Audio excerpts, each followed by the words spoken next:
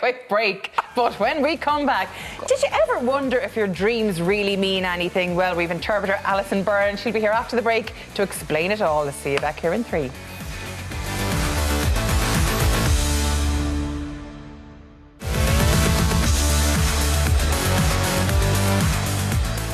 You're very welcome back to the show. Now, there's no denying a good night's rest is far more complicated than simply laying your head on the pillow for 8 or so hours, because while we're catching up on our beauty sleep, we're also lost in another world, in our dreams. Now, if some of you have some wacky dreams, well, fear not, as you're not alone. We're joined now by dream analyst Alison Byrne. You're very welcome to the show, Alison. Thank you very much for joining us today. Delighted My to be here. God, we've had viewers texting in and emailing and mad stuff all together. Why do we dream? Does anyone know why we dream yet?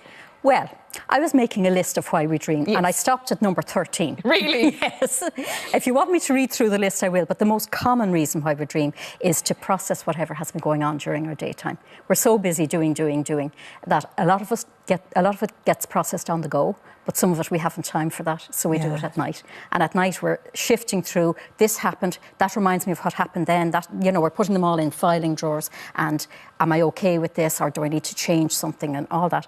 It's all going on. We're very complicated, and that's all going on while we're, in inverted commas, telling ourselves a story at night. So that's why sometimes little bits of your day kind of mash into this big crazy story in your head. Absolutely. And people would say, why did I dream of that? So that's only somebody who served me in the shop.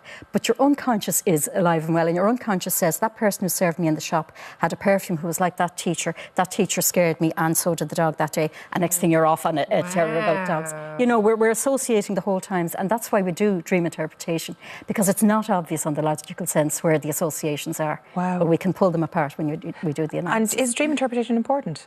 Should people jot down every morning what they can remember? It's very helpful. It really is helpful. Sometimes when you're just jotting it down, more of the detail comes to you. And sometimes simply writing it down gives you enough insight into what it's about. Other times you write it down and then you very briefly, you say, what do I associate with everything that you've just written down? So in the other snippet, with a shopkeeper, what shop was it? Like, was it a Mace or a Centre? Even that would make a difference to the associations you have. And then you forget about the dream, because the dream is only a story to get you involved.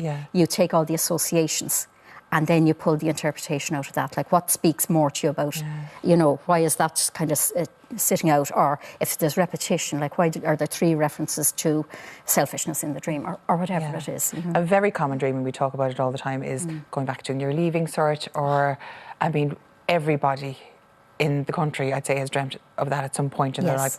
Why do people go back to that exam kind of situation? Well, I'll tell you, you're right. It is the most common dream in Ireland. And the reason is, for most people, if you're lucky and you've had a reasonably good childhood, for most people, it's the biggest stress in their life at that stage. So when they have stress later on in life, remember I said we file things away in our brains.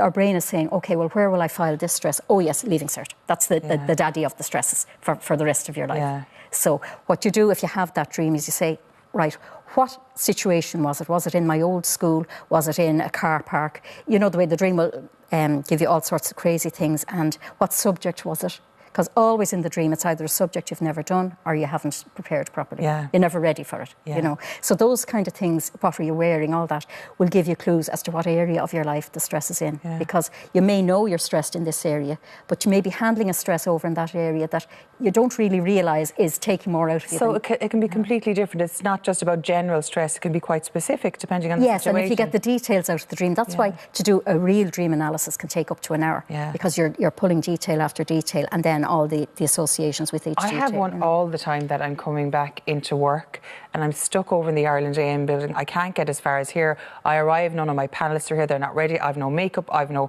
got no notes, I've no notes. But it's a pure anxiety dream, isn't it? Yeah, but it is a similar one to the leaving cert, and that's quite common. And often it will be in a previous job that you suddenly land yourself back in a previous job, and there's too much happening, you can't cope, you're not up to speed, you don't know who half the people are.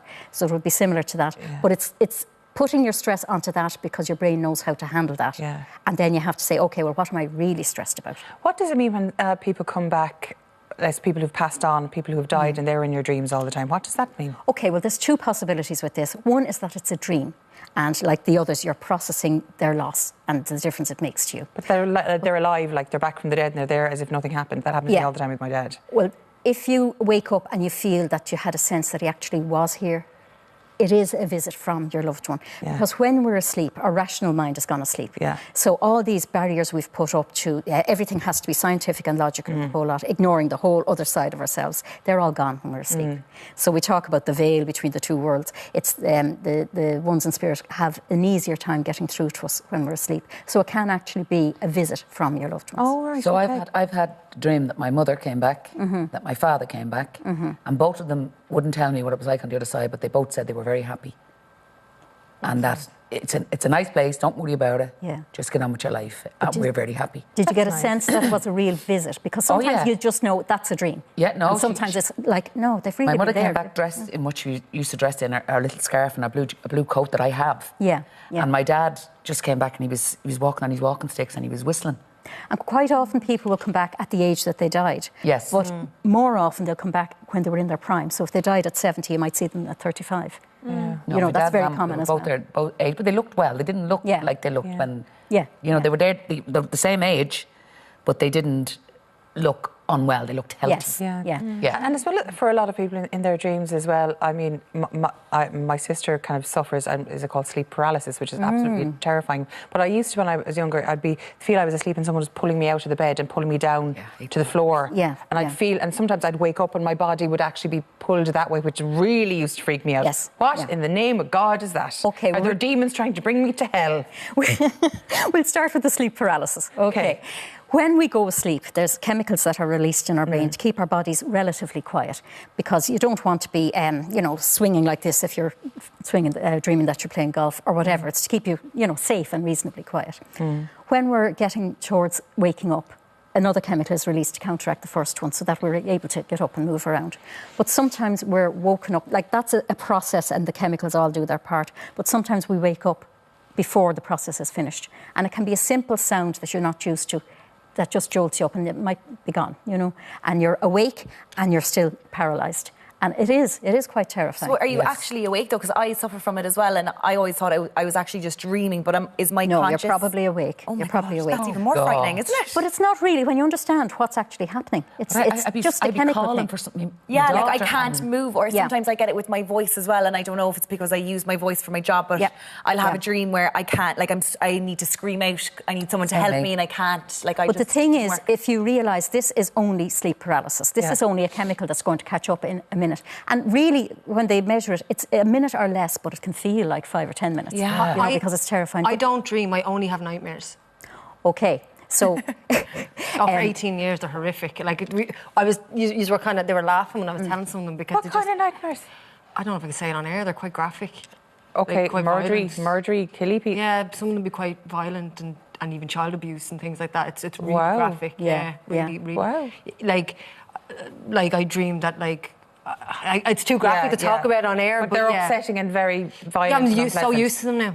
So used to them. Why would someone dream something so... 18 years. Okay, I can remember nightmares the are first one they important. started. dreams are important because they give us all this information. If we're not Nightmares. getting it, we get nightmares. So if we're cutting ourselves off from our unconscious, our dreams are helping us to bring things from our unconscious or our subconscious forward into our conscious minds. Right. So if we're not getting it, then the nightmares come to make you pay more attention, because we generally will remember nightmares. We often forget dreams. So you're just not listening to your body or to your own... It's one of the most common reasons for having nightmares. Really? But you mentioned earlier that you get nightmares every night. Every night. So that's very unusual. So what I would say to you, and you don't have to answer it now, but is to think about what part of yourself are you not listening to? What part of yourself is not getting heard during your waking hours? And you'd have to really sit down and, poke it out of a dream. What is going on?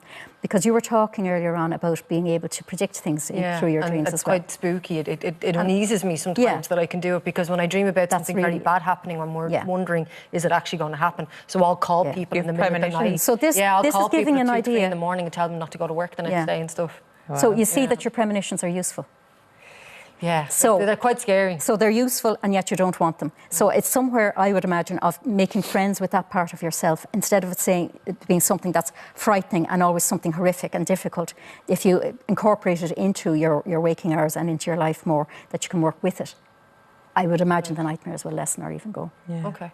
So is it just a part of you're not listening enough. So that's your subconscious telling you violently to listen. Wow. I mean, for instance, maybe your psychic ability needs to get more of an airing. Maybe you need to work more with it. Yeah. I can predict a lot of pregnancies, which is quite funny. Oh. Huge amount of pregnancies. Don't worry, these are all grand. I was just about to say. Yeah, I am anyway. I am. No, I'm grand. Can I just mention, if you dream of pregnancy in a dream, it's very, very rarely a pregnancy. It's usually the beginning of a new phase of your own life. Wow. And if it's a baby girl, it's the side of you, it's your female side, which is the creative, the artistic, the nurturing side. If it's a baby boy, it's the get up and go. And is it an old wives' tale? Because they say if you dream about being pregnant, that someone around you is going to die. Don't they say that? I haven't found that now. It is an old wives' tale, but I haven't found it actually. But if you think of it, every beginning is an ending. Every ending is a new beginning. Yeah, that's true. Circle of life. Yeah, and we've had some queries in from viewers as well about dreams who they're dying to know what these mean. Lillian says, in my dreams, I'm always lost. I'm always in Parnell Street in Dublin, but I can't get back to Henry Street. I keep asking people, where is Moore Street? And then I will find Henry Street. I can see Moore Street in the distance, but then it's gone and I'm lost once again. It's so scary. I'm always lost in the same area. Yeah. It's a common one to feel lost. It's great that she has some detail about where she's lost, but it's very common. And it doesn't take a genius to realise there's some part of your life that you're feeling lost in, you know. The fact that she has picked a couple of well-known streets, Parnell Street and Henry Street and Moore Street, all around the centre of the capital, all around O'Connell Street. So it's different parts of her central being that she's working on. So I'd love to have her and talk to her and say, what does Parnell Street... We'd work on it on two levels. First is the unconscious level, which is her own experience that she's buried.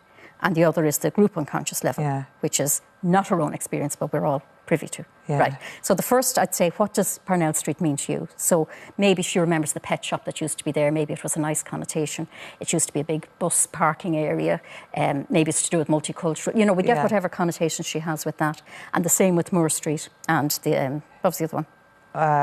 Henry Street. And we'd work out on that sense. They could mean different parts of her life. Yeah, and we'd find out where does she feel lost. Yeah. That's one part of it. But we'd also work on the deeper part again, because we all have our own subconscious and then we have the group unconscious.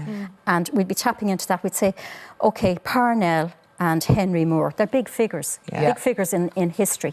So they would be important people. And maybe she would know something about it, but maybe not, because it's in the group psyche. She doesn't have to know. And we would find out how important she feels in her own life. They're off the centre. So maybe her important parts of her life are not getting centre stage. OK. And you're doing some work on this for others to join in with as well. Can you tell us about that, some courses? Oh, yeah. Well, I've always taught face-to-face, and I love that. But I want to just reach more people.